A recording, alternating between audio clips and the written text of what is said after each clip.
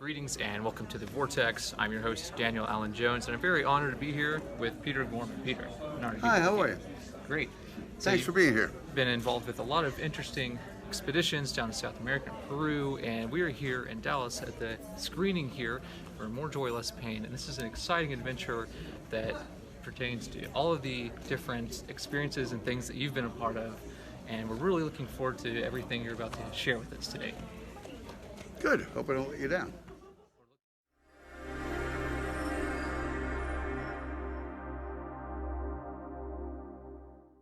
Thank all of you guys for showing up tonight. Please order drinks, order some food. If you don't drink alcohol, order a root beer, something. It really helped us out. We've been very fortunate to get a theater this nice. I've never seen it in a theater this nice yet, so this is going to be an amazing night for me and to share it with a lot of you who haven't seen it. Even the ones that have seen it before, you haven't seen this version of the film. So I spent the last 3 years of my life making it about this guy here that you're fixing here to talk. This is only the second time I've ever seen him outside of his house. So you may never see him again outside of his house, so enjoy this night and this talk. It's going to be a special night. I don't really have a whole lot more to say. I'll just let Peter go from here, and then we're going to show the movie, and if there's any questions or anything after, then we'll talk then. Thank you guys for coming.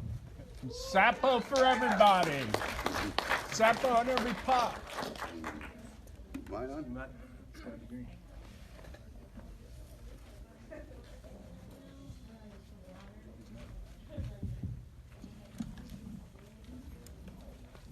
Good evening. Am I on? All right. Well, thank you all for coming. And you all look really weird naked out there. I don't know why you left your clothes at home, but you're a weird-looking group. Here's the thing. For about a year and a half, I had no idea that Michael was making a movie that involved me. I'm telling you the truth. He was down in the jungle, he was taking pictures, he was at my house, he's filming the family. I just thought he was taking fun stuff. And then I found that he was making a movie, supposedly about me, and I thought, two things come to mind. Who the hell would bother to make a movie about me? Worse, who'd pay to see it? And now all you naked people are here. So we know where that led. But let me tell you the truth. I guess I'm in the movie, and I'm in the movie a lot, and you could say the movie's about me, but it's not really about me. It's about a glimpse of the Amazon jungle in 1916, 17, and 18 that Michael McCoy got to see, that I got to share with him. And that really means her rivers, her people, and her medicines. And because I've just come off, I wrote 71 days, I recalculated, it was 74 days of multiple antibiotics every day for this darn skin-eating, flesh-eating disorder that I seem to have. Sickness is on my mind. I'm getting better, I'm strong, but I want you to know these are not like my idea of spring wear socks. This is hospital stuff, and I still have to see doctors several times a week to make sure that this thing is really on the run for a while. But because I played in the Amazon so long and so hard, starting in 1984, I've spent between 2 and 4 months a year there in the jungle itself. That's 35 years times 4 months. That's a long time to play in a place where God put mosquitoes just to keep white men like me out. And I was going to pick up things. I picked up everything. I've been bitten by snakes. Last year, 2 years ago, I was bitten by a nice juvenile anaconda who really nailed me twice. And I can hardly feel these 2 fingers anymore, and my typing is suffering immensely because of it. Because even though he's not poisonous, he had 100 teeth. 100 teeth can do a lot of damage to the nerves in your hand. But early on, I got malaria. And while I was in the hospital for malaria, Moises Torres Miena, my teacher, began bringing in a root that's very closely associated with cinchona. And the medical stuff they had in Peru wasn't quite enough to beat the malaria, but the cinchona or the cinchona close associate helped bring it back. And that was my first personal use of jungle medicines. Later on, I got, some years ago, various things happened, but I got a septic spider bite. And the women who run my camp, when we take people out to the jungle, and you should all sign up because I may never do more trips, so sign up now. But the women who run my camp knew the spider bite. It had dropped a piece of flesh about 2 inches, $2 silver wide in the space of 10 steps that I took. And they immediately cut a katawa tree for its sap. And a katawa is one of the most caustic trees. It's the most caustic tree I know. The sap will blind you.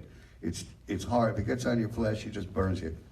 And they took that sap, put it on a rag, wrapped it on a stick, set the stick on fire, and put that fiery sap in my leg. The doctors in Iquitos, when I got back 6 days later, credited it with saving my leg. Later, when I had, my intestines exploded a couple of different times, and it was septic, and you're gonna die in 4 hours, blah, blah, blah. They do their operations. The doctors kept wondering why you keep getting better so fast. And with some of the medicines that I take. And then 2 years ago, my doc says, oh, your kidneys are down to operating at 33%. Think about getting a transplant, or think about going on a machine for the rest of your life. And so I use Sapo, a frog sweat medicine that you burn into your skin, and I'll bet a lot of you have frog sweat burns on your bodies to feel for it. Well, when I was in the hospital, February 22nd, when I went into the ICU for the latest bout of this flesh-eating disorder, it turned out, I said, well, how are my kidneys? Are they really horrible? They said, kidneys? Well, they're not 100%. I mean, it's one of the very unusual things. At your age, they can't be at 100%, but they are. You can sell kidneys if you want. You can sell a kidney. And I know it's from the Sapo. And now, well, this disorder has left, I don't know if you can see the dark marks on my leg. It stayed on the surface. It didn't go in the skin this time. It was horrible to look at.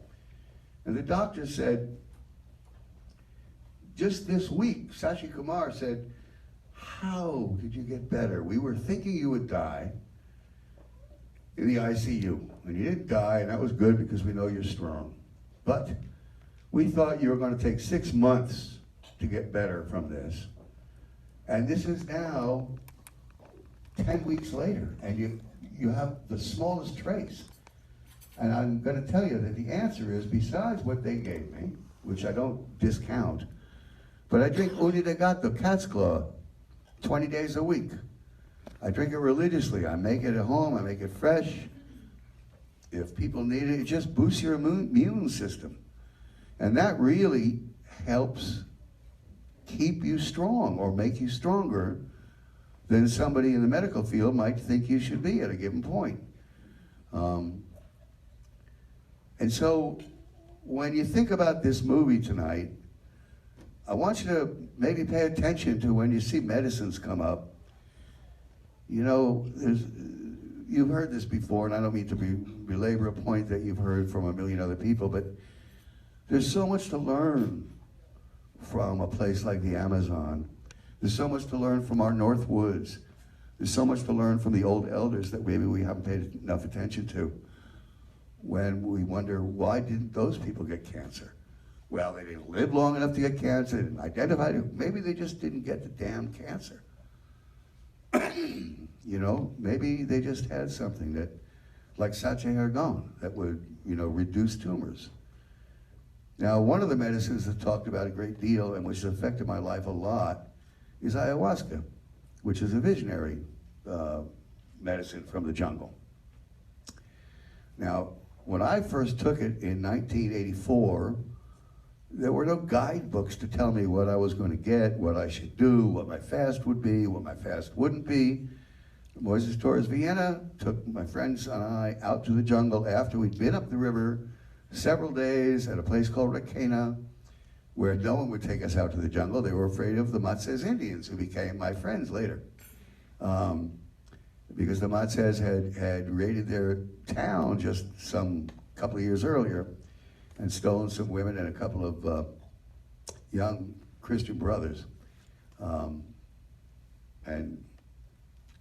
made good wives of the women and disposed of the brothers when they discovered that the long-haired young fellas with those black dresses weren't really wives. And but it turns out that ayahuasca is used ubiquitously throughout the Amazon as a visionary drug, but generally used by a curandero, a healer, or in the old days of real indigenous settlements. In the indigenous community, it would be used by the curaca, the headman of the village, who usually has several wives. He was the best hunter, frequently knew the most about medicine to keep people alive, and knew when to plant or when to, he knew the rhythms of nature. So, of course, us white people have turned it on its heads, and so we insist on drinking. But typically, ayahuasca was used. You would come, like my mother-in-law would say to someone, would go to the curandero twice a week, and when she had a problem, she would say, Jose, my kids aren't going to school, they won't go to school, it doesn't matter how much I hit them, I can't get them to go to school, and could you see what's wrong? And in their world, what was wrong on this level of reality was a disturbance on another level of reality that needed to be corrected for this level to lose the symptom. And the best example I can give, and if some of you read my book, I'm sorry, I'm going to say it because it still remains the best one I've ever known about ayahuasca, its use by a curandero, and fixing symptoms on other levels of reality that affect this level of reality. I was at my teacher and friend Julio Arena's years and years ago. It must have been late 80s. And we were sitting, his house is kind of set on a small hill. And we were sitting there just, watching sunrise or sunset or having a bowl of fish or something. And somebody comes furiously paddling up the river in a small dugout canoe. And when he reaches, he says, "Are you Julio Arena, the great healer? Are you Julio Arena, the curandero, the ayahuasquero?" And Julio goes, yeah, I'm Julio. I mean, not the great curandero, but yeah, I'm that guy. And so the guy comes up and says, "Look, you gotta tell me, someone is hurting me every time I sell something. I get hurt, I break my ankle, I break my leg. Who is giving me the evil eye? And I will, take care of them. Just drink ayahuasca and tell me who's doing it so I can get after them." Está bien. Julio agrees, he'll drink some ayahuasca. So he drinks ayahuasca, and a couple of hours later he comes out of it and he chuckles. And the man looks at him very harshly and says, "What are you laughing about? This is serious." And he says, "Well, there's good news, there's bad news. The good news is nobody's giving you the evil eye. The bad news is I saw that every time that you sell anything, your chickens or corn or papayas, you go to that little bodega, that little bar in Genera Herrera, and you drink and you get drunk." And the man, "So what?" So he said, "Well, you have two choices. You can either stop going there, or you can fix the bottom roping step that you keep tripping on when you're drunk." Now that's ayahuasca healing at a very basic level. Fix the damn step. The falling will stop happening, and you don't have to worry about the evil eye. Now, in my own life, ayahuasca has done a million things, and people can look at me, and they do all the time, and say, "You still smoke, you still drink, you're still a bum, you're still a second-rate dad, you don't write enough books, you write too much." I am absolutely flawed human being. I accept it, I glory in it. I hope I don't hurt people being a flawed human being. I hope mostly I help. Years ago, I hadn't directly had ayahuasca in the immediate time, but my wife and I had broken up. She's from the Peruvian Amazon. We were separated, and we had moved back to the States, and she had moved back in with me and then left, and she'd moved to Texas. And my sons told me we're gonna have to go to Texas to get my beautiful daughter Madalena back, who was just a child. It was the worst part of the breakup, and I don't know if any of you have been through that, but it can be really acrimonious. It can be really horrible, and people tend to push each other's buttons a lot because you want to up the other person and you really want to the other person. And you can't help it. You really just hate them for not loving you anymore. So she would come over and visit, and she'd push my buttons, and I would yell, and I would scream, and she would scream, and it wasn't good for the boys. It wasn't good for Madalena. It was not good for her mom, who had come to live with me until she died of cancer. It wasn't good for Chepa, my wife, and it certainly wasn't good for me, or the dogs, or the cats. But I still screamed every time she came over, and I still went crazy. And she kept pushing buttons, or maybe I pushed her buttons, and she screamed first. I'm willing to take the blame. And then one night, I sat bolt upright in bed, and the words, more joy, less pain, were in my head. And they were clear as a bell, and it was ayahuasca talking to me. And typical of what ayahuasca would say, my response was, what the fuck does that mean? But I couldn't get it out of my head. And so a couple of days passed, and I kept running it through.